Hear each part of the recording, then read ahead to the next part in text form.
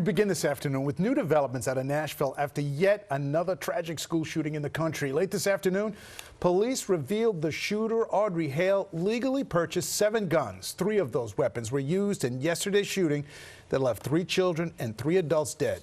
Hale was under a doctor's care for an emotional disorder, and the parents of the shooter didn't think Hale should own a gun.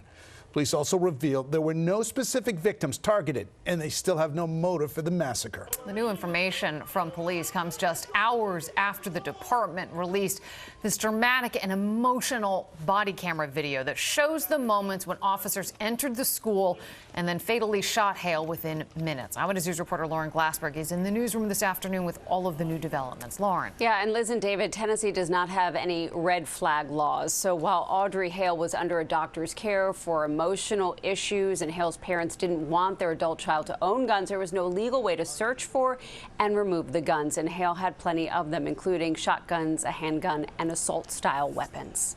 There was a map of the school, a drawing of how potentially she would enter and the assaults that would take place. Police say the attack was planned and orchestrated. Surveillance video captures the suspect approaching the Covenant school, and after shooting out the doors, the suspect heads inside. When police arrive, a woman directs them in, and their body cameras capture them, making their way through the school while alarms are blazing.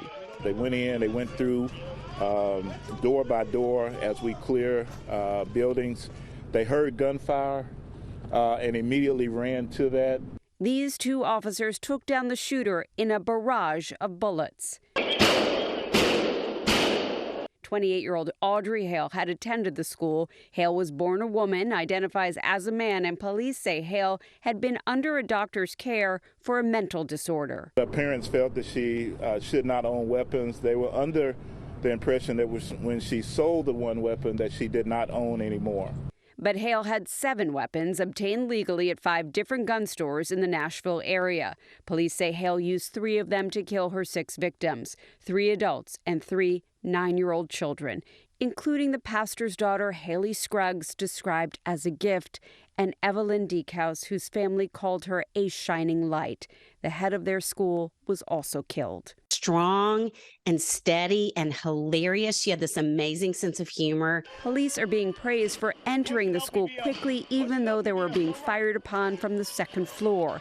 And as with all school shootings comes the aftermath of rhetoric. We've talked about things that we can do, and it just seems like on the other side, all they want to do is take guns away from law-abiding citizens before they even know the facts. In Tennessee, we've been rolling back gun laws and making them guns almost ubiquitous, but it makes guns first of mind when people are thinking about doing terrible things.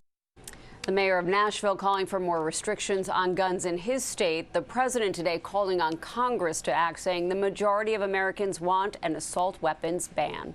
Liz?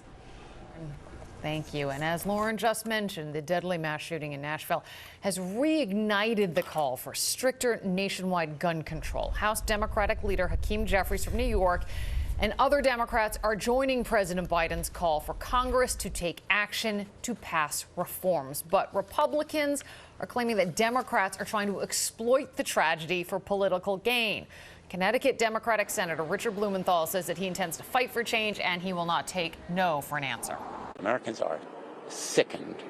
They are fed up with inaction on assault weapons. We need a fight in Congress, and I'm prepared to conduct that fight. If you had an assault weapons ban, I wouldn't vote for it, but bring it up. Well, the Nashville school shooting is now the 129th mass shooting in this country this year.